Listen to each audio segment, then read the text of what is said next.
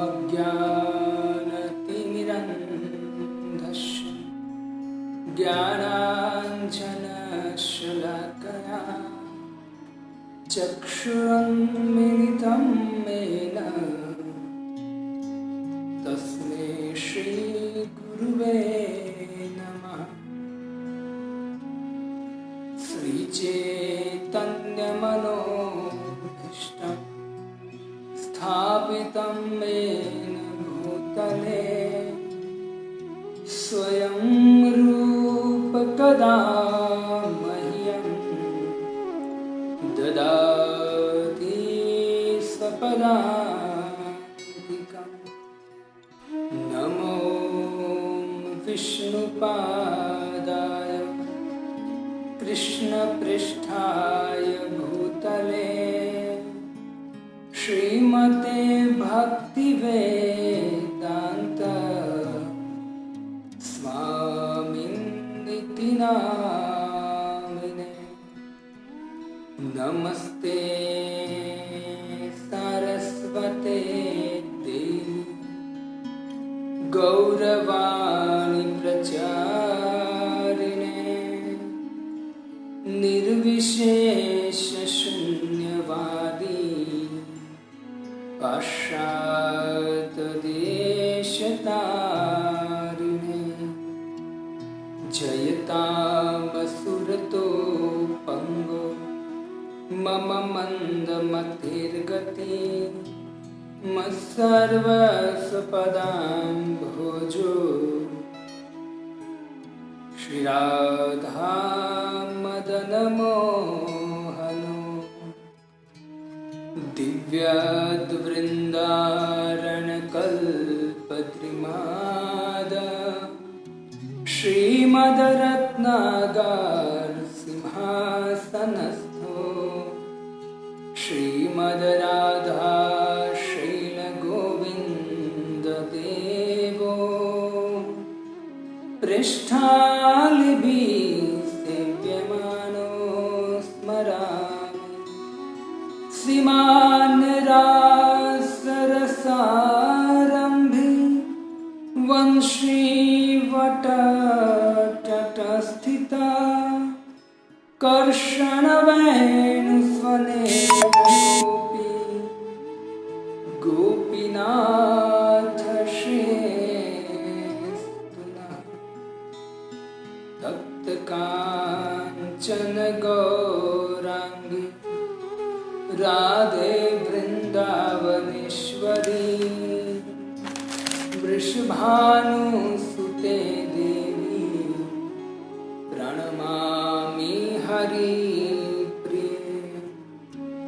जय श्री कृष्ण चैतन्य प्रभु नित्यानंद श्री अद्वैत गदाधर श्रीवासादि गौर भक्तवृंद। हरे कृष्णा कृष्णा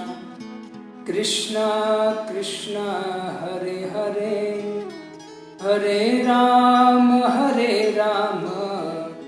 राम राम हरे हरे।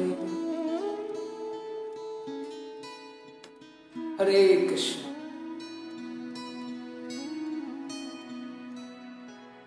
तो भगवान श्री कृष्ण की पावन परम अनुकंपा से हम सब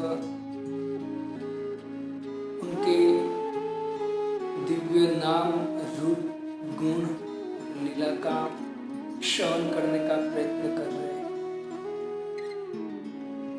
भगवान श्री कृष्ण जीव का कल्याण हेतु एन प्रकारेण भगवान अवतार लेते हैं और अवतार के द्वारा भगवान श्री कृष्ण जैसी स्थिति होती है उस स्थिति के अनुसार भगवान ज्ञान प्रदान करते हैं। भगवान वृषभदेव आए, जैसी स्थिति थी वैसा ज्ञान प्रदान किया।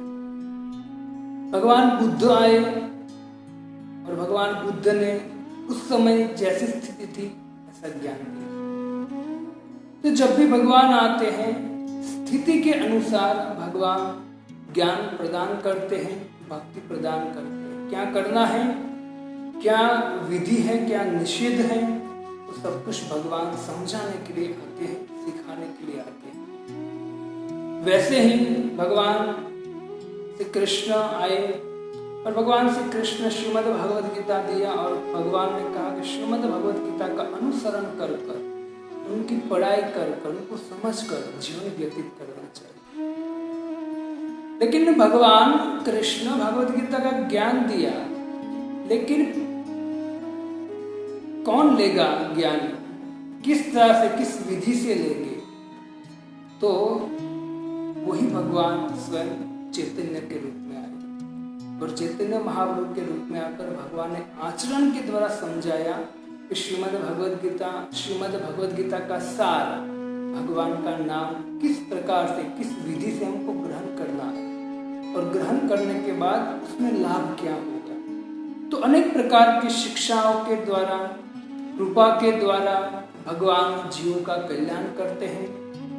अगर हम अपनी विवेक बुद्धि के द्वारा ये सब कुछ समझने का प्रयत्न करेंगे तो पता चलेगा कि भगवान कितने करुणामयी हैं। बहुत करुणा है भगवान। तो करुणा देने के लिए निश्चित भगवान आते हैं। तो हमको भगवान की बात मानकर, भगवान की बातों के अनुसार हमको जीवन व्यतीत करना चाहिए। अनेक शास्त्र में हरिनाम की महिमा है। चैतन्य महाप्रभु आए हैं, उसकी भी महिमा है। चैतन्य महाप्रभु जो आए हैं यहाँ स्वयं कृष्ण है हरिनाम संकीर्तन का प्रचार करने के लिए। तो सबसे बड़ा एक सुंदर श्लोक है कि चैतन्य महाप्रभु आएंगे, किसके साथ आएंगे और क्या करने के लिए आएंगे। श्रीमद् भागवतम में श्लोक है 11वें स्कंद में, कृष्ण वर्ण अतृषा कृष्ण सांगो पांगो स्त्र पार्षदम। कृष्ण वर्ण अतृषा कृष्ण, भगवान कृष्ण श्याम है, लेकिन जब वो कलयुग में प्रकट हो गए अतृषा कृष्ण, वो उससे उल्टा रंग लेकर आएंगे, मतलब भगवान गौर रूप में है। और किसके साथ आएंगे? सांगो पांगो स्त्र पार्षदम, अस्त्र क्या हो गए? पार्षद हो गए। भगवान कृष्ण आए सुदर्शन चक्र लेकर आए, राम आए धनुष लेकर आए, परशुराम आए परशु लेकर आए। तो जब जब भगवान कुछ ना कुछ अवतार लेते तो उनके साथ कुछ आयुध होते हैं। लेकिन जब भगवान चैतन्य महाप्रभु के रूप में प्रकट हुए जीव का उद्धार करने के लिए, तो वही भगवान ने अस्त्र क्या अपनाया है? सांगो पांगो अस्त्र पार्षद, उनके पार्षद अद्वैत आचार्य विद्याधर पंडित, शिवास ठाकुर, वक्रेश्वर पंडित, श्री मुकुंद, स्वरूप दामोदर, रामानंद राय आदि आदि जो भी पार्षद है भगवान के, वही उनके शस्त्र। क्या करेंगे? भगवान आएंगे लेकिन करेंगे क्या?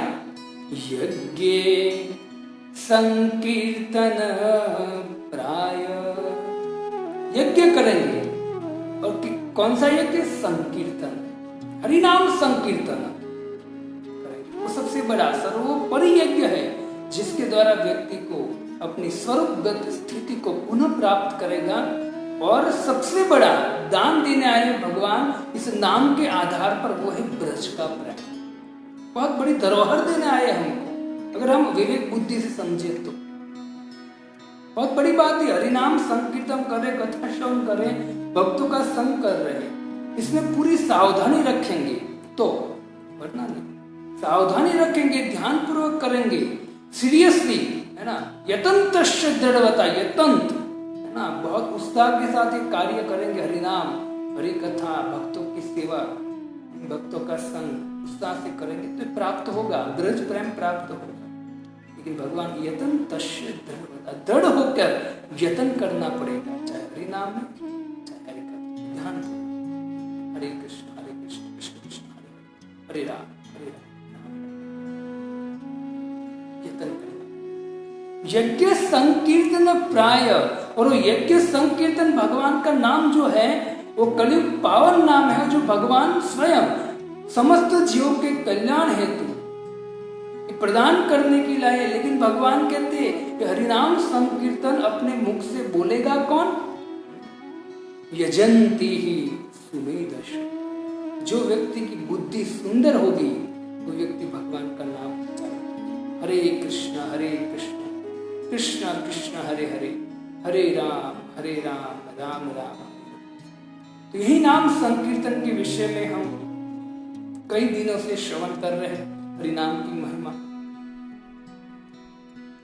हरिनाम की महिमा में और आगे भक्ति विनोद ठाकुर कहते हैं कि व्यक्ति जप करता है, षड रिपु जो है, षड रिपु में से एक है क्रोध। भक्ति विनोद ठाकुर कहते हैं कि व्यक्ति कभी कभी भगवान का नाम जपता जपता भी क्रोध करता है।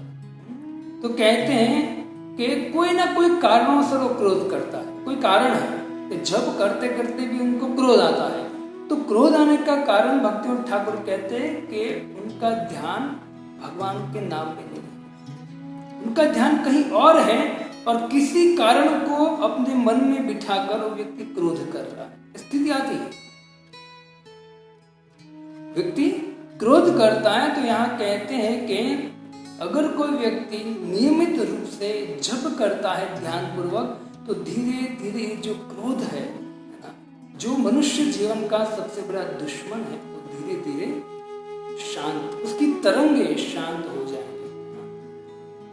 और जब कोई व्यक्ति जप करता करता अगर मन में क्रोध है कोई विषय को लेकर, किसी व्यक्ति को लेकर, तो भक्ति विनोद ठाकुर कहते हैं कि वो जो है ना नाम जप है उसमें मन लगना बहुत मुश्किल, उसकी प्रगति होना भी बहुत मुश्किल। इसलिए जो क्रोध है, क्योंकि जब क्रोध किस पे करना चाहिए तो कहते कि अपराधी व्यक्ति हो, भगवान या भगवान के भक्त का कोई द्वेषी हो, उनके ऊपर क्रोध करना चाहिए। लेकिन जब कोई व्यक्ति जप करता है तो किसके ऊपर क्रोध करता है? वो भगवान पर नहीं, भक्तों पर करता है। ऐसा होता है। तो यहाँ भक्ति विनोद ठाकुर कहते कि हमको जो क्रोध है वो क्रोध भगवान पर, भगवान के भक्तों पर, भगवान के भक्तों के द्वेषी पर क्रोध करना चाहिए। जैसे हनुमान जी को भी क्रोध आया था, लेकिन हनुमान जी ने कभी भी भक्तों पर क्रोध नहीं उतारा।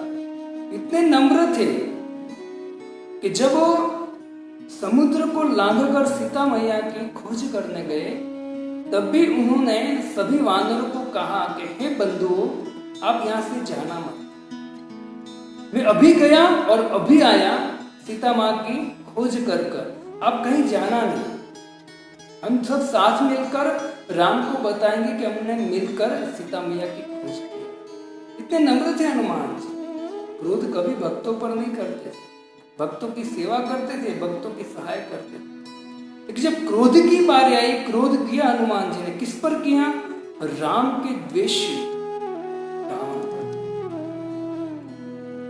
जब रावण पर क्रोध किया तो हनुमान जी ने ऐसा क्रोध किया, न भूतो न भविष्य है ना, ऐसा क्रोध किया।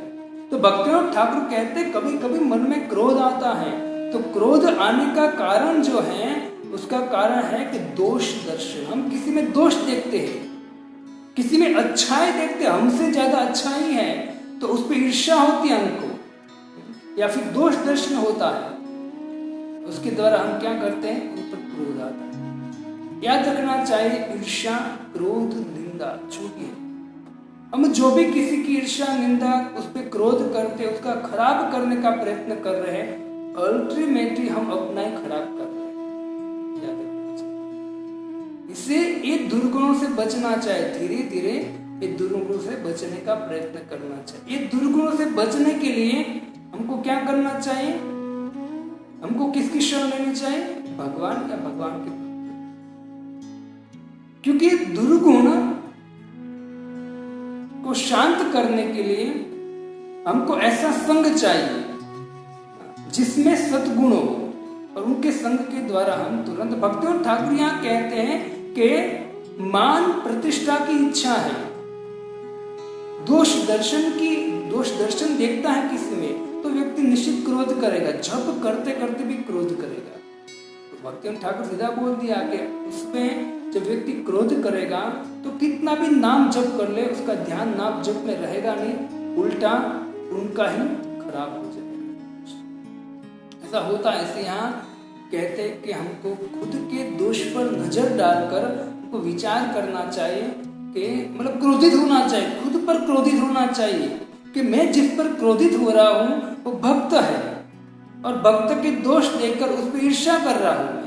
तो हमें जब दोष है वो हम अपने दोष दर्शन हमारे अंदर झांकेंगे तो हमको पता चलेगा हमें दोष क्या है, दूसरों का दोष देखना, दूसरों की ईर्ष्या। ईर्ष्या प्राय कब होती है? जब व्यक्ति हमसे कुछ आगे चल रहा हो भक्ति में या हमसे आगे बढ़ रहा हो, तब क्रोध होता है, ईर्ष्या होती है। लेकिन याद रखना चाहिए कि जब कोई व्यक्ति भक्त है और भक्त भक्ति कर रहा है और वो आगे बढ़ रहा है, आप अगर उसकी ईर्ष्या निंदा करोगे वो तो आगे बढ़ेगा, आप ईर्ष्या निंदा करोगे तो उसको और फोर्स मिलेगा, लेकिन आपकी तुरंत भक्ति डाउन हो जाएगी, आपकी भावना जो आपकी श्रद्धा है वो डाउन हो जाएगी। क्योंकि हमने ऑलरेडी आगे, क्योंकि 70वां लेक्चर है, 70वां मतलब 17, तो आगे सब कुछ हम निरूपण कर चुके हैं।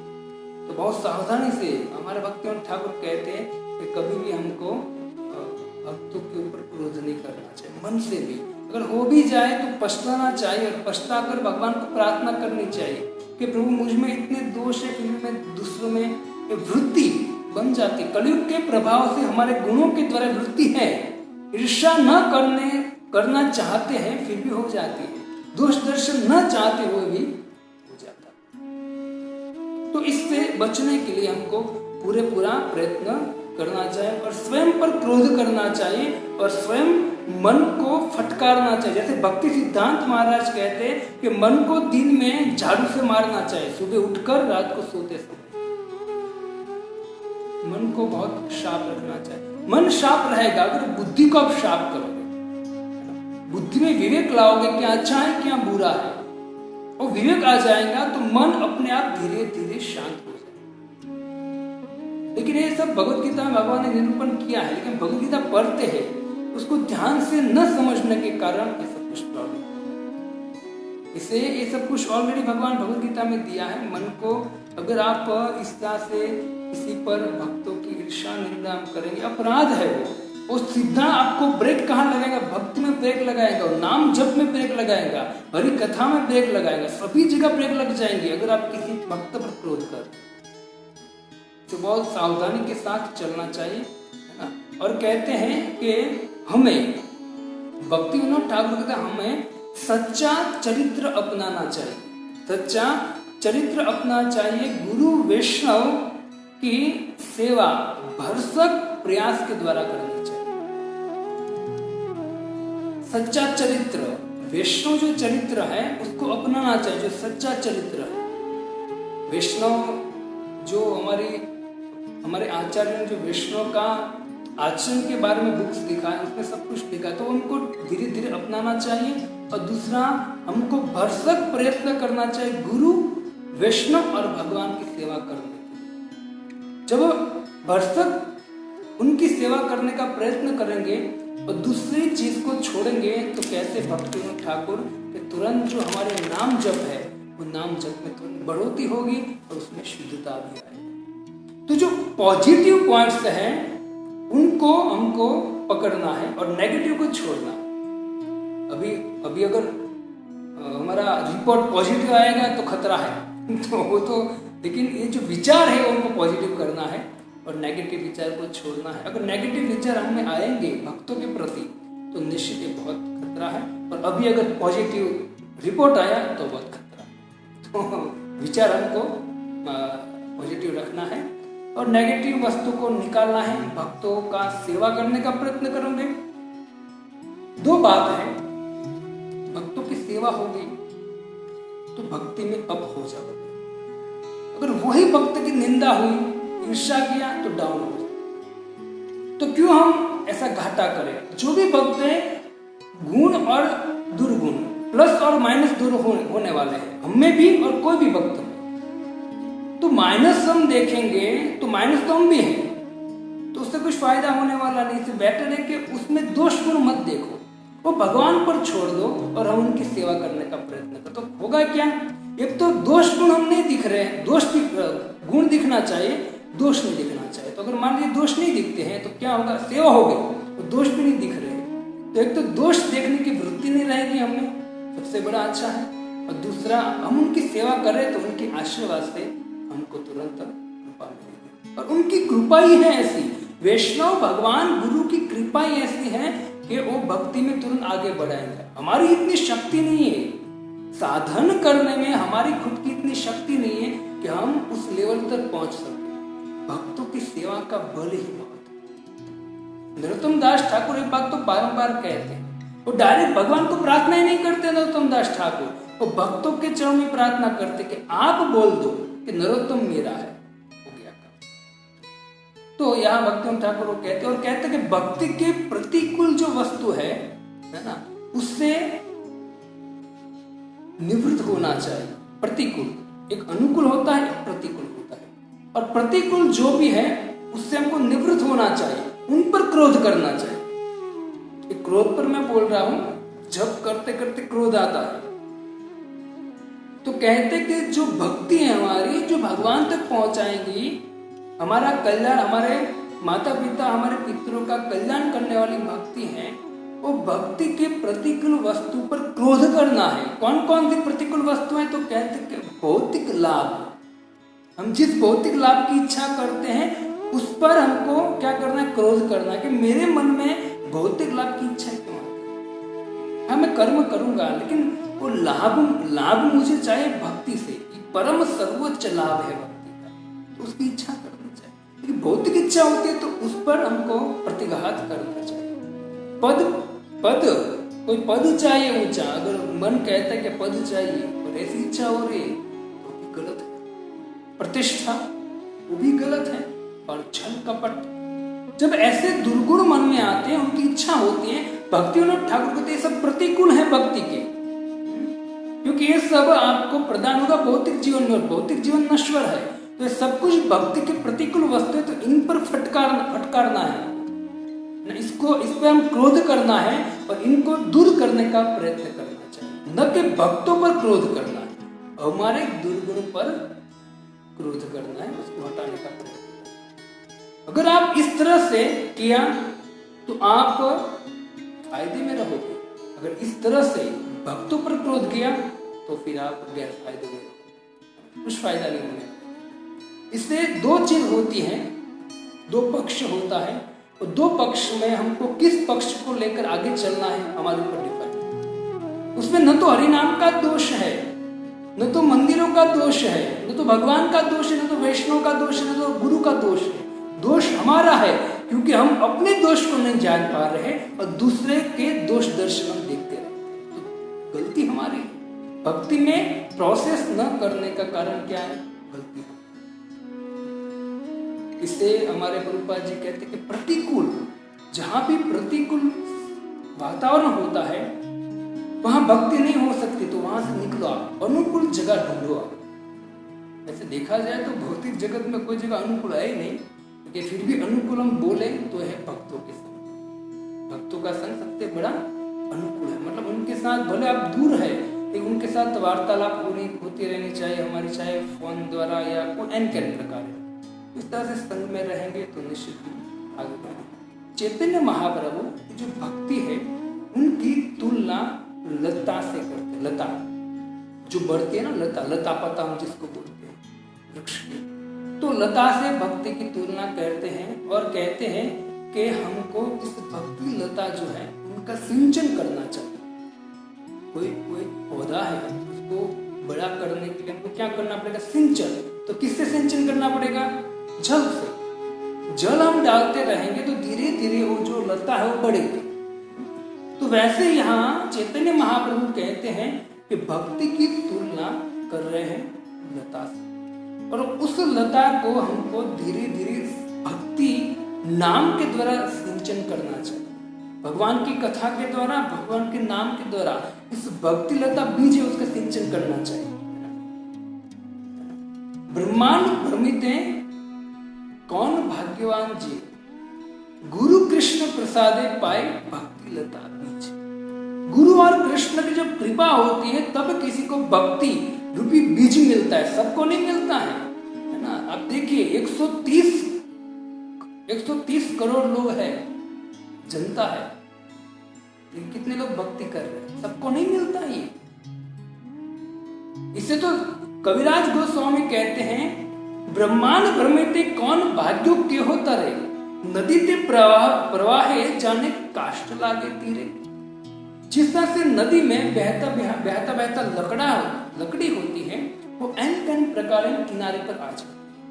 वैसे ही हम 84 लाख योनि में घूमते घूमते भगवान गुरु की कृपा से हम मनुष्य देह प्राप्त हुआ, तो मनुष्य देह में भी भक्ति प्राप्त बहुत बड़ा। तो कहते भक्ति लता बीज है, भगवान गुरु की कृपा से, वैष्णव की कृपा से हमारे हृदय में आया है। तो उनको क्या करना चाहिए? चैतन्य महाप्रभु कहते कि उस लता को, भक्ति रूपी लता को सिंचन करना चाहिए भगवान के नाम द्वारा और भगवान की कथा वैष्णव संघ के द्वारा। उनको धीरे धीरे सिंचन, मतलब भगवान के नाम के द्वारा उनका सिंचन करना चाहिए और उसको सिंचन करके उस लता को परिपक्व बनाना चाहिए। परिपक्व जब हम बनाएंगे है ना, तो कहते हैं कि परिपक्व अवस्था क्या है? तो परिपक्व अवस्था है कृष्ण प्रेम रूपी फल हमको प्राप्त, परिपक्वता। कविराज गोस्वामी कवि चैतन्य चरितामृत में कहते हैं कि जो भक्ति लता है वो ब्रह्मांड भेद कर वो दिव्य लोक में जाती हैं और कैलाश, वैकुंठ, मथुरा, द्वारका को बांध कर भगवान के गोलोक धाम में जाती है और भगवान के चरण कमल में लिपट जाती है लता। लेकिन कब लिपटेगी? जब हम इस भक्ति रूपी लता का सिंचन बहुत अच्छी तरह से करेंगे भगवान के नाम, भगवान की कथा के। फिर कहते हैं कि भगवान का नाम सर्वशक्तिमान है और सदैव सर्वस्व फल प्रदान करने वाला है। यदि गलत ढंग से कोई न ले तो, अगर गलत ढंग से लेगा तो निश्चित उस नाम जप में, उस भक्ति में विघ्न आए। ढंग हमारा होना चाहिए परफेक्ट। इससे हमारे ये सब शास्त्र है ना। कोई व्यक्ति प्रश्न कर सकता है, प्रभु जो आप कहते हो कि कलयुग में उद्धार खाली नाम से, नाम लोगे तो उद्धार हो जाएगा, कलयुग केवल नाम आधारा। तो फिर नाम लेना है तो आप उनको शास्त्र पढ़ने को, शास्त्र का श्रवण करने को क्यों बोल रहे हो? सही बात है ना ये। तो ये प्रश्न जब होता है तो प्रश्न का जवाब यही है कि जो नाम है, नाम की महिमा का है ना, नाम में आपको उत्साह कैसे आएगा, नाम लेने में रुचि कैसे आएगी, तो उनका जो महिमा है वो शास्त्रों में लिखा है। जब हम शास्त्र पढ़ेंगे तो उससे हमको उत्साह मिलेगा नाम पर, और नाम में उत्साह मिलेगा तो नाम बहुत अच्छी तरह से ले पाएंगे। तो नाम जो है उसका प्रोटेक्शन है, क्या है? शास्त्र है, उसका श्रवण भी बहुत अच्छा। तो यहाँ विघ्न आएगा अगर हम अच्छी तरह से, और वो कृष्ण प्रेम प्राप्ति करने की जो संभावना उसको भी नष्ट कर सकता है गलत तरीके से हम लेंगे तो। हरे कृष्ण महामंत्र ध्यानपूर्वक लेने का प्रयत्न करना चाहिए। और हमारे मन में अगर दूसरा दुर्भाव आते रहते हैं तो बहुत खतरा है। जैसे जब भी हम जप करें, नाम जप करें, तो प्रयत्न करें कि अच्छी तरह, वैसे जब करते रहेंगे तो धीरे धीरे वो जो गलत विचार है वो चले जाएंगे। लेकिन फिर भी हमारा प्रयत्न होना बहुत जरूरी है और नाम लेना भी बहुत जरूरी है, क्योंकि नाम के बिना कोई उद्धार हमारा, दूसरा कोई उपाय नहीं है हमारे पास। तो नाम भी बहुत जरूरी है। और फिर बहुत सुंदर कहते हैं कि अगर व्यक्ति जप द्वारा अपनी भक्ति लता को सिंचने में असावधान है तो अवांछित पौधे, अवांछित तृण प्रकट हो जाए। अगर आप कोई एक लता को आपने बोया है और लता में पानी डाल के, लता के मूल में पानी डालने के बदले आप आजू बाजू में पानी डाल रहे हो तो क्या होगा? आजू बाजू में तृण, अव्यर्थ तृण, अवांछित तृण प्रकट होगी। तो यहाँ कहते हैं कि वो अवांछित, भक्ति में अवांछित तृण क्या है? जब कोई व्यक्ति भगवान का भजन कर रहा है, मतलब वो भक्ति का बीज को सिंचन कर रहा है, नाम ले रहा है तो सिंचन कर रहा है भक्ति रूपी बीज को। लेकिन वो भक्ति रूपी बीज को सिंचन करते हैं, सिंचन करते करते उस नाम में ध्यान नहीं है और दूसरा चिंतन करता है, तो चैतन्य महाप्रभु कहते हैं कि वो तृण, अवांछित तृण प्रकट हो गए। आज वो जो घास उगता है ना, जो कुछ पौधा होता है, जैसे कोई एक हमने वृक्ष उगाने का प्रयत्न किया, छोटा सा छोड़ बन गया है, लेकिन उनके आजू बाजू में बहुत सारा निंदन होता है, मतलब तृण होता है जो कुछ काम का नहीं है। तो वैसे जब भक्ति लता बीज हम आगे बढ़ाते हैं भगवान के नाम के द्वारा, और अब अच्छे ढंग से, ठीक ढंग से हम प्रयत्न नहीं कर रहे और हमारा मन कहीं और है, मतलब हम कोई और चिंतन करें, ईर्ष्या निंदा ये सब चल रहा है, तो यहाँ चैतन्य महाप्रभु कहते हैं कि वो ये सब निंदक है जो दूसरा, वो हमारे जीवन, हमारी भक्ति को बर्बाद कर देगा। क्या है? तो कहते मान, सम्मान, काम, क्रोध, प्रतिष्ठा, पुष्ट, ये सब क्या है? अवांछित है। जब कोई व्यक्ति परफेक्ट भगवान का नाम नहीं ले पा रहा है, ध्यान पूर्वक नहीं ले पा रहा है, मतलब उसमें ध्यान नहीं दे रहा है और ध्यान से जपने का प्रयत्न भी नहीं कर रहा है, तो कहते हैं कि अगर वो प्रयत्न नहीं है उनका, तो क्या होगा? अगर आप अच्छा कार्य, अच्छा विचार नहीं कर रहे हो, अच्छा विचार नहीं कर रहे, तो निश्चित बुरा विचार आएगा, वो फाइनल। विचार तो मन करने ही वाला है, अब अच्छा नहीं करेंगे तो बुरा निश्चित आएगा। वैसे आप अगर जप है, नाम जप, वो अच्छी ठीक विधि से नहीं करोगे, यतन तस्य दृढ़ होकर भगवान का पवित्र नाम ध्यान रोग लेने का प्रयत्न नहीं कर रहे, तो निश्चित हमारे मन में और विचार आएंगे, और विचार के द्वारा वो अवांछित तृण है, और उनके द्वारा क्या प्रकट होगा? मान की आशा, सम्मान की आशा, काम, क्रोध, लोभ, प्रतिष्ठा, पूजा, ये सब कुछ प्रकट, जो क्या है? अवांछित। और ये आपको, और फिर आगे कहते हैं कि ये अवांछित मतलब क्या है? वो अनर्थ है, ये सब अनर्थ है। मतलब आप भक्ति करते करते ध्यान नहीं दिया है, तो आपके ही कारण, आपके ही दोष के कारण, उसमें दूसरा कोई कारण नहीं, आप हो कारण खुद। ये अनर्थ को उत्पन्न करने वाले कौन है? हम खुद है, क्योंकि हमने जो विधि है, हमारे आचार्यों ने, भगवान ने जो दिया है, गुरु ने दिया है, उस विधि से जप नहीं कर रहे, तो क्या होगा? अनर्थ उत्पन्न होगा। उसका कारण विभिन्न प्रकार के अनर्थ, जैसे हमने कल चर्चा किया, अनेक प्रकार के अनर्थ, तो सब अनर्थ प्रकट हो जाएंगे, उसका कारण कोई नहीं है, हम खुद है। तो यहाँ कहते हैं अनुयुक्त, ये जो भक्ति लता बीज, हमारा छोड़ है भक्ति लता का, लता जो है भक्ति की, उसको रोक दे। कौन? अवांछित, उसको रोक दे। बहुत सावधानी से हमको इसे कहते हैं कि भुक्ति नाम और मुक्ति नाम कहलाता है। जो मतलब अवांछित तृण पैदा होगा, उसको क्या बोलते हैं? तो भुक्ति नाम और मुक्ति नाम, उससे भुक्ति प्रकट होगी और मुक्ति प्रकट होगी। इसी भक्ति वेदांत तो स्वामी शिव प्रभुपाद जी लेक्चर देते देते हर हमेशा कहते हैं कि भुक्ति मुक्ति सिद्धि काम सकल अशांत।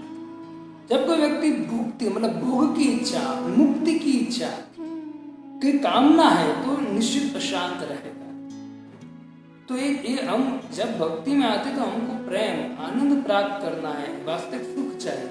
लेकिन जब हम भगवान की भक्ति करते करते, है ना, अगर हम ध्यान नहीं देते, तो इंद्रिय तृप्ति भोग, इंद्रिय भोग और मुक्ति रूपी जो अवांछित पौधे हैं वो बढ़ जाए। इसे कविराज गोस्वामी कहते हैं, किंतु यदि लतार संगे उठी उपशाखा, भक्ति मुक्ति वांछायत असंख्य तार लेखा, शिशिर निषिद्धार चार कुटी नाटी जीव हिंसन, लाभ पूजा प्रतिष्ठा दीयत उपाशाखा गण। कहते कि किंतु यदि लतार संगे उठे उपशाखा, लता के साथ साथ अवांछित उपशाखा अगर उगती है, तो क्या होगा? भक्ति मुक्ति वांछा, भुक्ति मुक्ति वांछा, उससे भुक्ति और मुक्ति दोनों वांछा साथ में प्रकट होगी। यत असंख्य तार लेखा, और एक नहीं असंख्य प्रकट होगी वो। भोग की इच्छा तो एक तो है नहीं, असंख्य है। तो जब हम भक्ति में ध्यान नहीं देते, नाम में ध्यान नहीं देते, तो अवांछित पौधे उत्पन्न होंगे। और पौधों को किसकी उपमा दिया है? भुक्ति और मुक्ति की। और कहते हैं कि यत असंख्य तार लेखा, वो एक नहीं होता, असंख्य होता है भोग की इच्छा ना। और क्या करते हैं वो? जब असंख्य इच्छा प्रकट होती है ना, तो क्या होता है? तो कहते हैं निषिद्धाचार कुटिनाटी जीव हिंसन लाभ पूजा प्रतिष्ठादि यत उपशाखा। लाभ की, पूजा की, प्रतिष्ठा की, निषिद्धाचार की, कुटिनाटी, जीव हिंसा, ये सब भावना प्रकट होती है। इससे ये विरुद्ध हमको ये सब कुछ प्राप्त होता है। इसे डरने की जरूरत नहीं है। हमको सावधान करते कि नाम जो है इतना पावरफुल है कि हम संसार में रहते रहते जितना हम बाहर निकलने का प्रयत्न करें, बाहर निकलने का प्रयत्न एक ही वस्तु से होगा, वह हरि नाम। ठीक है, हरि नाम में आपको निश्चित फल तो मिलेगा ही, हरि नाम का बेस्ट फल मिलेगा। लेकिन आप उस जो चिंता दुख उपाधि से तुरंत निवृत्त होना चाहते हो, तो आपको पूरा ध्यान रखना पड़ेगा, तो वो आपको तुरंत असर देगा, वरना बहुत लॉन्ग टाइम चला जाएगा। समय आएगा उसका, वो फल तो देगा निश्चित नाम तो। और उनका फल ऐसा होता है कि वो फल प्राप्त होता है नाम का, तो फल कभी नष्ट नहीं होता है, नित्य रहता है, वो नित्य फल रहता है, क्योंकि भगवान के द्वारा दिया जाता है। लेकिन यहाँ सावधान करते कि अगर हम ध्यानपूर्वक नाम नहीं लेंगे तो अनेक प्रकार की इच्छा प्रकट होगी, और इच्छा के द्वारा हम परेशान रहेंगे, भक्ति में आने के बाद भी परेशान रहेंगे। इससे नाम है, पवित्र है, और नाम के द्वारा आप एकदम शांत, आनंद, सुख की पूर्ण प्राप्ति कर सकते हो। लेकिन अगर आप सावधान नहीं रहोगे तो उसका अवांछित जो वस्तु है वो प्रकट होगा। और अवांछित वस्तु है लाभ, पूजा, प्रतिष्ठा, जो हम भौतिक जगत में ढूंढते हैं। और भौतिक जगत में परेशान होकर जब हम भक्ति में आते हैं और भक्ति में भी ध्यान नहीं देते, तो वापस हम उसमें फंस जाते हैं भक्ति में आने के बाद। इससे भक्ति को समझने के लिए ये सब कुछ हमको विधि विधान दिया गया। तो ये जो सिद्धि प्राप्त करने वाले, ये जो प्राप्त करनी है, इसके लिए अस्वीकार्य है 6 चीज: निषिद्धाचार, कुटिनाटी, जीव हिंसा, सांसारिक लाभ, सांसारिक पूजा और प्रतिष्ठा। 6 चीज है। तो तुरंत भक्ति लता को सिंचन नहीं करते ठीक से हम, और आजू बाजू में ध्यान रखते हैं, ध्यानपूर्वक नाम जप नहीं करते हैं, और किसी की निंदा, ईर्ष्या आदि आदि जो भी है, तो निंदक मतलब अवांछित प्रकट होगा। जिस तरह से यहाँ भक्तिवंत ठाकुर कहते हैं कि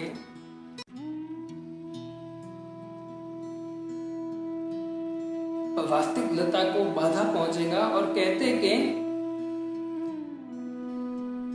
कभी कभी ऐसा होता है कि भक्ति के साथ जो ये अवांछित लता है, तृण है, वो उगता है साथ में, तो हमको दोनों एक जैसा लगता है। कभी कभी ऐसा होता है कि भक्ति कर रहे हैं, लेकिन साथ में हमारे अंदर सूक्ष्म मान की इच्छा, सम्मान की इच्छा, अहंकार सूक्ष्म रूप में रहता है, तो दोनों एक हो जाते हैं। तो उसको समझना मुश्किल पड़ता है, वो वहम में रहता है कि नहीं मैं बहुत शुद्ध भक्त, लेकिन उसमें वो रहता है। इसलिए भक्तिवंत ठाकुर कहते हैं कि हमको पता नहीं चलता, सूक्ष्म रूप में होने के कारण हमको पता नहीं चलता है कि भक्ति लता के साथ ये अवांछित लता भी लगी हुई है, उनको दिखाई नहीं देता है। लेकिन भक्तिवंत ठाकुर कहते हैं कि एक शुद्ध जो भक्त होता है, वो भक्ति लता और भौतिक लता में निश्चित भेद कर सकता है, वो समझ जाता है। तो भक्ति लता और भौतिक लता में वो भेद कर सकता है। इससे वो भेद करने के कारण वो उसको अलग रखने में सतर्क रहता है, उसको अलग ही रखता है। मान, सम्मान, प्रतिष्ठा सूक्ष्म रूप में भी आने देने देता नहीं है। तो वो स्थिति कब आएगी? जब हम अच्छी तरह से नाम जप करेंगे, तो धीरे धीरे हम भी समझ पाएंगे कि नहीं, हम पर ब्रेक लगेगा कि नहीं, मैं मान की इच्छा रखता हूं, कोई मुझे सम्मान दे तो ही मैं मुझे आनंद मिलता है। तो आपकी जो आनंद की, खुशी की जो चाबी है वो किसके पास है? सामने वाले के पास। वो जब आपको आनंद देगा, मान देगा, प्रतिष्ठा देगा, मान देगा, आपको सम्मान देगा, तब आप प्रसन्न होंगे। मतलब आपकी सुख और आनंद की चाबी किसके पास है? सामने वाले के। तो गलत है ना? ये बहुत समझना चाहिए। लेकिन ये सब समझ कौन सकता है? जो व्यक्ति भक्ति में बड़ा चढ़ा हो। इससे कहा गया है कि हर हमेशा हमको भक्तों के संग में रहना बहुत चाहिए।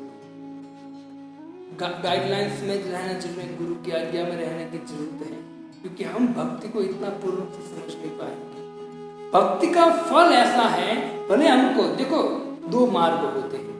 एक मार्ग में कोई व्यक्ति जाता है तो शुरुआत में वो मार्ग बहुत अच्छा होता है, 80-90 की स्पीड से जाता है, लेकिन जैसे वो आगे चलता है, आधा 60-70% वो जब मार्ग का काट लेता है, उसके बाद इतना प्रॉब्लम्स आता है वो सहन नहीं कर पाता। तो जो पहले उसको आनंद आया है, लेकिन और उसके बाद जब खराब रास्ता आएगा तो उनको अच्छा नहीं लगेगा, बहुत दुखी होगा, बहुत दुखी होगा।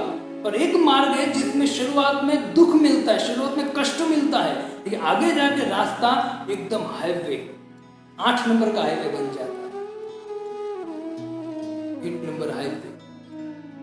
और मान लीजिए हाईवे पर चल रहा है और उसमें अगर कोई खराब आ गया, कुछ प्रॉब्लम्स आ गया, तो वो विचलित नहीं होगा, क्योंकि उसने ऑलरेडी पहले वो सहन कर चुका है। तो दो रास्ते होते, जो भक्ति रास्ता है, शुरुआत में हमको तपस्या करना, विधि विधान का पालन करना, उसमें कष्ट लगे, सुबह जल्दी जगना, 16 माला करना, ये करना, वो करना, कष्ट लगता है। लेकिन अगर इनका हम विधि विधान का सही तरह से अगर पालन करेंगे, कष्ट, क्योंकि शरीर मिला है ना तपस्या करने, भोग से रोग होता है, अगर तपस्या करोगे तो तेज प्रकट होगा, भले उसकी थोड़ा टाइम लगता है, धैर्य रखना पड़ेगा। पीछे का अभी अगर आपने जो तपस्या किया है, भक्ति के लिए पूरा आपने यत्न किया है, भगवान की लिए तपस्या की, अभी भले कष्ट लग रहा हो, तो आगे जाकर आपको आनंद ही आनंद प्रदान करेगा, ये भक्ति। इससे हमको उसमें टेंशन लेने की जरूरत नहीं है। हम जब प्रॉब्लम्स आए तो उसको सहन करो, है ना, और हमारी तपस्या को ऐसे स्टार्ट रखो और विश्वास रखो कि हमारी सफलता निश्चित है, क्योंकि भक्ति करता है ना, वो सुखदेव गोस्वामी श्रीमद् भागवतम कहते हैं,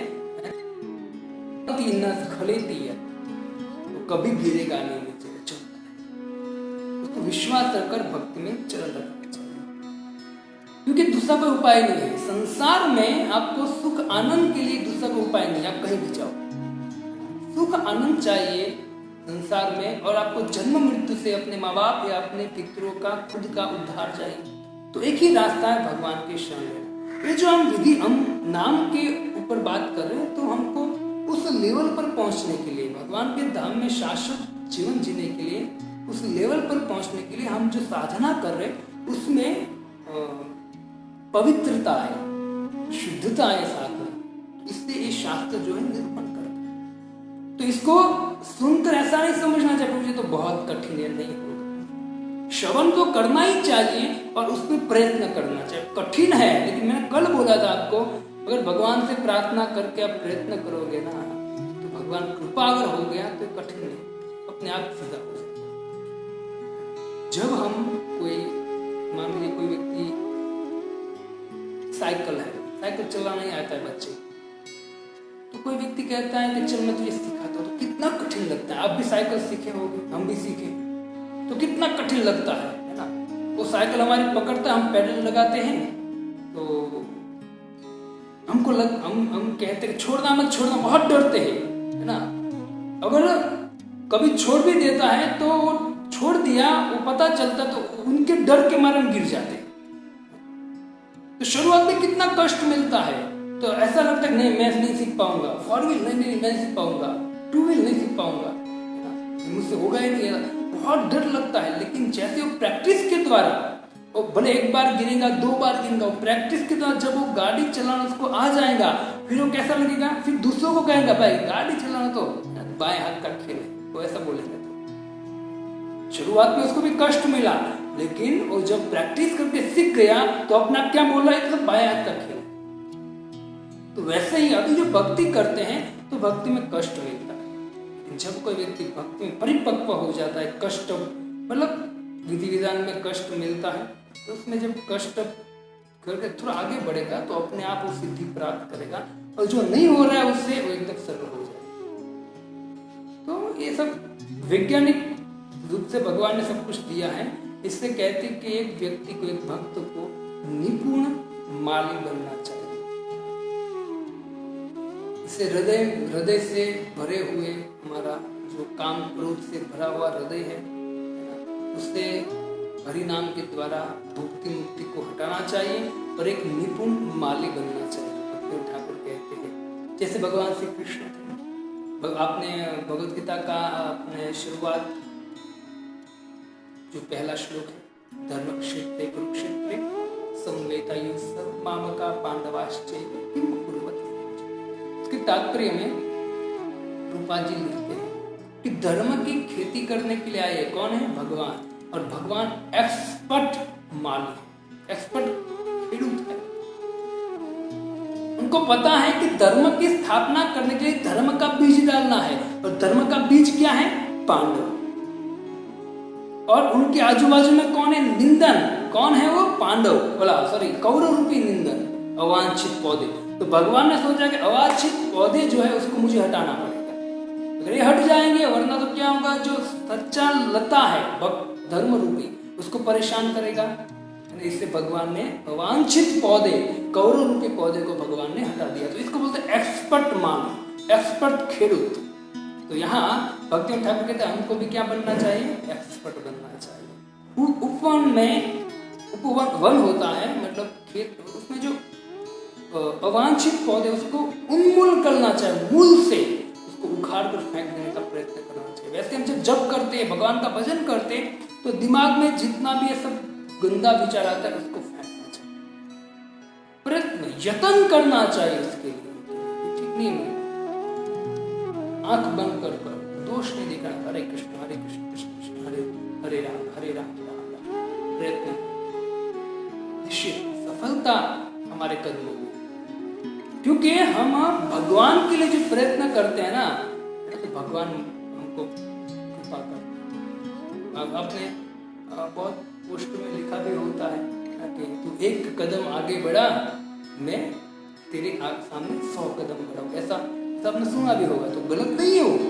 आप भगवान के लिए कर एक बार प्रयत्न करके देख, भगवान आपकी सहाय करे। क्योंकि हमको जो भक्ति है, भक्ति की सर्वोच्च अवस्था पे पहुंचना है, तो बीच में जो गैप है, बीच में जो जगह है, उसमें हमको थोड़ा कष्ट मिलेगा। लेकिन जो भगवान ने कहा विधि विधान का ठीक से पालन करेंगे, तो वही मार्ग जो है ना, वो आनंदित मार्ग हो जाएगा और हम झूमते झूमते भगवान के चरणों तक पहुंच सकते। तो फिर यहाँ कहते हैं कि सदैव कामना रहित विमल प्रेरणा बनाए रखे। सदैव कामना रहित, कोई भौतिक कामना नहीं होनी चाहिए। विमल प्रेरणा, विमल मतलब प्रेरणा हमको मिलनी चाहिए, विमल प्रेरणा मिलनी चाहिए। जब विमल प्रेरणा मतलब प्रेरणा कहाँ से लेंगे हम? शास्त्र से, साधु से, वैष्णव से। वो विमल मिलनी चाहिए, मतलब ऐसे भक्तों का संग करना पड़ेगा आपको कि हमारी जो चेतना है वो विमल हो जाए। ऐसी प्रेरणा मिलेगी तो चेतना विमल हो जाएगी। तो प्रेरणा कहाँ से लेंगे? साधु वैष्णव शास्त्र पढ़ेंगे, श्रवण करेंगे, भागवतम भगवद गीता, वैष्णव के संग करेंगे, उसकी सेवा पूजा करेंगे, तो हमारी चेतना कैसे हो जाएगी? उनकी प्रेरणा के द्वारा विमल चेतना हो जाएगी। प्रेरणा हमको कहाँ से लेनी चाहिए ना? अभी लोग प्रेरणा लेते कि भाई मेरे प्रेरणा स्रोत शाहरुख खान है, उसकी पूजा करता है, घर में फोटो रखता है, उसकी आरती करता है। इतना मूर्ख मनुष्य, हाड़ मांस का पुतला है। कल नहीं था, आज है, कल रहने वाला नहीं है। और उसके विषय में बोलना नहीं है, मतलब कोई भी व्यक्ति हो, मतलब प्रेरणा किससे लेनी चाहिए वो समझना चाहिए। प्रेरणा भगवद गीता से लेनी चाहिए। और जिसने भगवद गीता भागवतम में प्रेरणा लिया है, उसकी स्थिति देखिए आप। और जिसने भगवान का आश्रय नहीं लिया है, जिसने भगवान का आश्रय नहीं लिया, अपनी बुद्धि मन से जीवन जिया है, भले भौतिक संसार की दृष्टि में बहुत बड़ा व्यक्ति हो, बहुत पैसे वाला हो, प्रतिष्ठित व्यक्ति हो, नामचीन व्यक्ति हो, लेकिन साधु संतों, शास्त्र, भगवान की दृष्टि में वो व्यक्ति कुछ नहीं है, उस व्यक्ति की वैल्यू कुछ नहीं।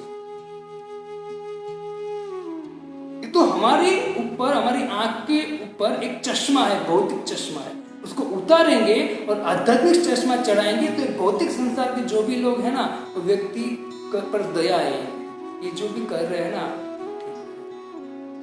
लेकिन जो भी हो रहा है, मतलब सेंटर में भगवान को रखना चाहिए, लेकिन व्यक्ति में अविद्या होने के कारण वो समझ नहीं पा रहा है, सच्चा ज्ञान नहीं है उसमें, समझ नहीं पा रहा है। और सेंटर में किसको रखता है? अपने मन में एक ही चीज रखता है, मुझे पैसे कमाना है, मेरा नाम बढ़ना चाहिए, मुझे लोग जानने चाहिए। धीरे धीरे धीरे धीरे वृद्ध हो जाता है, वृद्धावस्था वालों को दिखता भी नहीं हो, कुछ नहीं होता, पैसा कमाया, नाम चिन्ह जो भी है उनके साथ चला जाता। बहुत ऐसा भगवान ने फिलोसॉफी दिया है, उसको समझना चाहिए, बुद्धिमान बनना चाहिए। भौतिक जगत में जैसे धुएं को पकड़ने की कोशिश करते वैसा ही भौतिक जगत में साधन रहना चाहिए। तो यहाँ कहते हैं हमारे प्रेरणा स्रोत। और अंत में भक्तिनाथ ठाकुर कहते हैं कि जो 6 अनर्थ है वो भयानक अवांछित है, उखाड़ फेंको उसको उखाड़ कर फेंक दो। छोटे से अंकुर को भी पास मत आने दो। छोटे से भी अंकुर है किसके? अवांछित पौधे का, उसको उखाड़ कर फेंक दो। अगर वो अवांछित पौधा जो है वो अगर रहेगा तो आपकी जो भक्ति लता जो है उनको वो बर्बाद कर देगा। तो 6 जो मैंने आपको अनर्थ बताए हैं उसके विषय में थोड़ा विस्तार से हम देखेंगे। पहला है निषिद्धाचार। निषिद्धाचार का अर्थ क्या है? वैसे ये नाम अलग है, बाकी आपने सुना है। निषिद्धाचार मतलब क्या है? वर्जित कार्य जो शास्त्र के विरुद्ध है, जो नहीं करना है कार्य, जो शास्त्र के विरुद्ध कार्य है वो करना, उनको क्या बोलते हैं? तो निषिद्धाचार। जैसे मांसाहार, नशा, जुआ और व्यभिचार, इच्छा, इसको बोलते हैं निषिद्धाचार। जब कोई व्यक्ति ये अनर्थ में पड़ जाता है ना तो ये सब कुछ उत्पन्न होता है। भगवान की भक्ति करते करते अनर्थ के गड्ढे में गिर गया वो व्यक्ति और वो भगवान के नाम में ध्यान नहीं देता है, अनर्थ में उसका चिंतन चला गया है, तो वही भक्ति को भी छोड़ देगा और वापस से जो निषिद्धाचार है उस पर वो आ जाएगा। इसे कहते कि अपने भजन में मन को लगा, वरना माया का इतना प्रभाव है कि माया खींच कर ले जाए। दूसरा है कुटिनाटी। कुटिनाटी मतलब किसी का दोष देखना, किसी के साथ छल कपट करना, गुप्त चाल किसी के साथ चलना, किसी को नीचा दिखाने, ये सब कुटिनाटी। तो इससे हमको छल कपट, दोष दर्शन से दूर रहना चाहिए। इसे मन में इनको नहीं आने देना। जब भी आए मन में, कलयुग का प्रभाव है, हमारे गुण है, जब भी ऐसा मन में आए तो कम से कम पछताना चाहिए, मुझे नहीं करना चाहिए, और वापस उस विचार को निग्लेक्ट कर कर हमको पुनः भगवान के नाम, भगवान की भक्ति के विचार में आकर उनका ध्यान पूर्वक जप करने का प्रयत्न करना चाहिए। तीसरा है जीव हिंसा। जीव हिंसा, पशु अथवा किसी भी जीव का हिंसा करना, इसको बोलते हैं जीव हिंसा। कल मैंने बोला वाणी से भी हिंसा होती है, अन्य व्यक्तियों से ईर्ष्या उद्वेग हिंसा है। तो यहाँ पशु पक्षी को मारना नहीं चाहिए। इसकी बहुत विस्तार से व्याख्या हो सकती है। अभी लोग अपने उदर के भरण पोषण के लिए, अपने स्वाद के लिए, जिह्वा को स्वाद चाहिए, मांस, पशु के शरीर का मांस है वो खाने का व्यक्ति को चस्का लगता है। परिणाम नहीं सोचता है व्यक्ति, है ना, मैंने बोला ना, परिणाम नहीं सोचता। परिणाम बहुत भयंकर है। बुद्धिमान व्यक्ति वो है कि जो भी कार्य करे ना उससे पहले वो काम के द्वारा जो परिणाम आना वाला है ना उस पर विचार करता है, तो बुद्धिमान व्यक्ति। और ऐसे व्यक्ति, बुद्धिमान व्यक्ति से प्रेरणा लेनी चाहिए। लेकिन अभी किससे प्रेरणा लो? अंदर हार्ड मास का शरीर है जो अंदर कुछ देखने लायक नहीं है, और उसमें हम क्या डालते हैं? हार्ड मास डालते हैं। बुद्धिमान व्यक्ति विचार करेगा,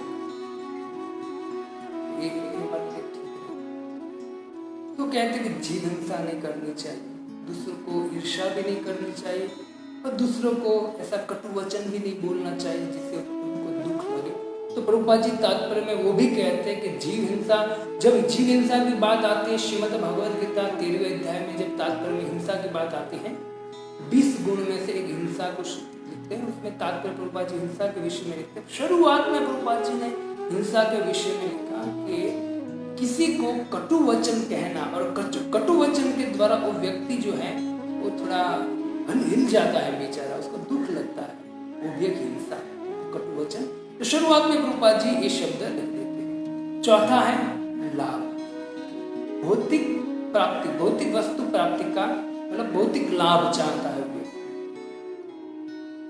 मतलब भौतिक प्राप्ति का लोभ, लाभ मतलब लोभ, भौतिक वस्तु का लोभ।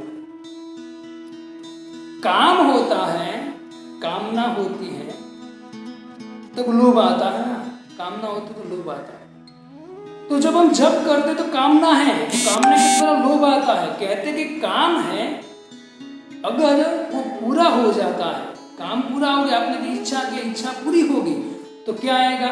और लोभ आएगा, लोभ आएगा। कामना पूरी हो गई आपकी तो लोभ आएगा। अगर मान लीजिए कामना पूरी नहीं हुई तो क्या आएगा? तो लोभ का छोटा भाई आएगा, क्रोध आएगा कि क्यों नहीं हुआ, थोड़े क्रोधित हो जाएगा व्यक्ति। ये सब परस इससे लाभ की जो लाभ का लोभ है उसको त्यागना चाहिए। पहला है निषिद्धाचार, दूसरा कुटिनाटी, तीसरा जीव हिंसा, चौथा है लाभ, भौतिक लाभ।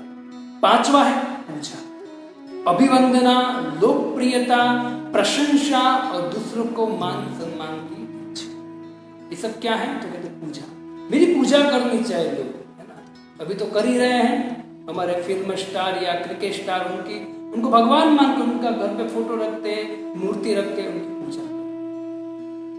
क्यों? क्योंकि उसने बहुत बड़ा काम कर दिया। क्या कर दिया काम बड़ा? सृष्टि का निर्माण किया? नहीं, तो क्या किया? एक बल्ले से, है ना, बॉल को अमुक मीटर दूर भगा देते, छक्का चौका मारते, कुछ रन, है ना, कुछ 100 रन 50 रन कर देते, तो उनकी पूजा होती है। इससे बड़ा मूर्ख कहां ढूंढने जाए।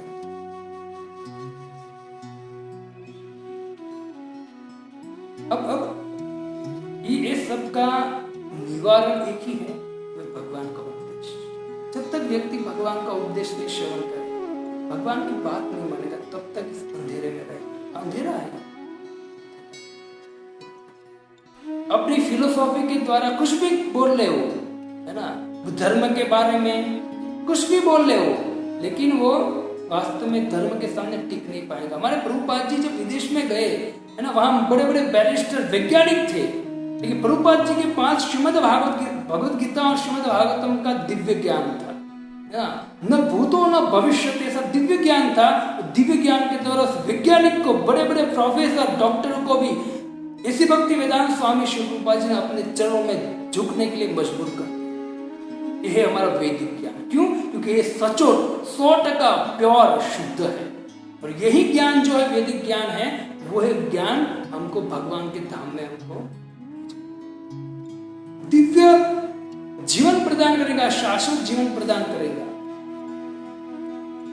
इससे हमको ये जो पूजा है, पूजा किसकी करनी चाहिए? खुद की पूजा हो, मतलब प्रतिष्ठा, मतलब मान सम्मान कोई दे, वो पूजा की इच्छा नहीं करनी चाहिए।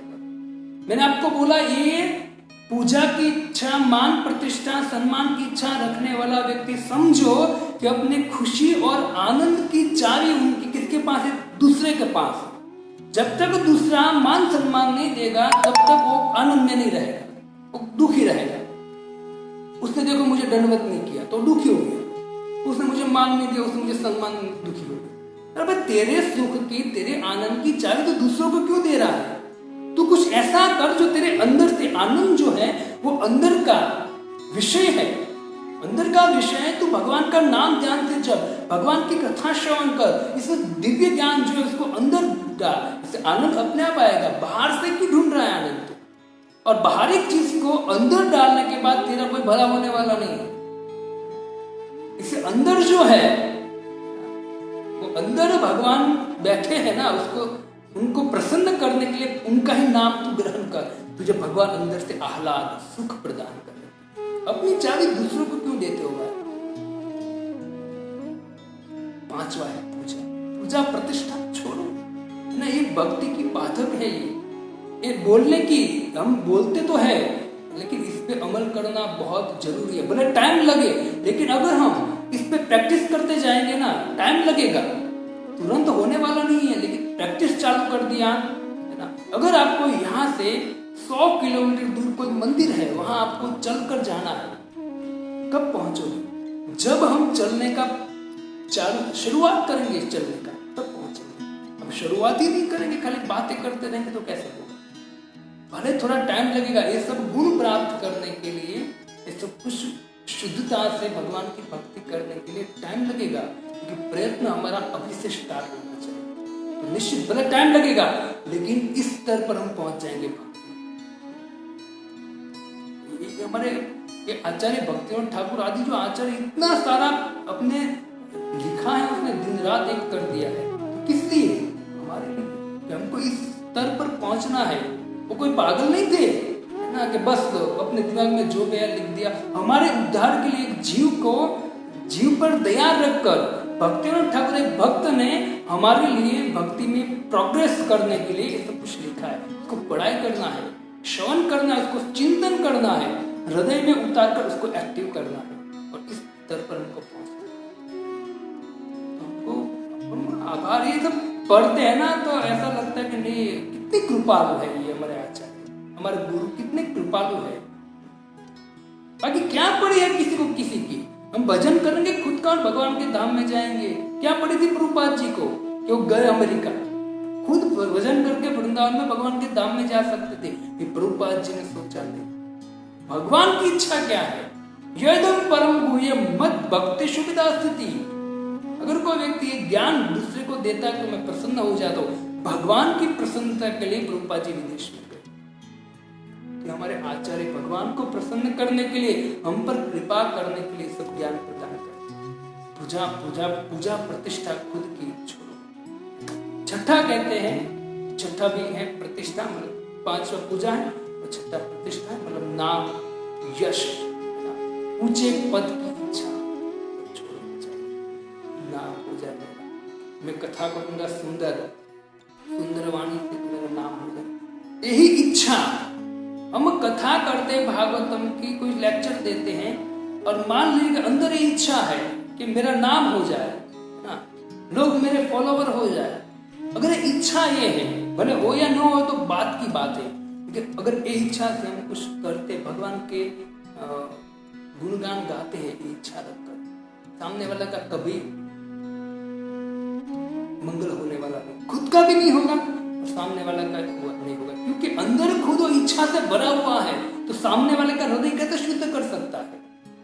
इससे प्रतिष्ठा है, मेरा नाम हो जाए, मेरा यश हो जाए।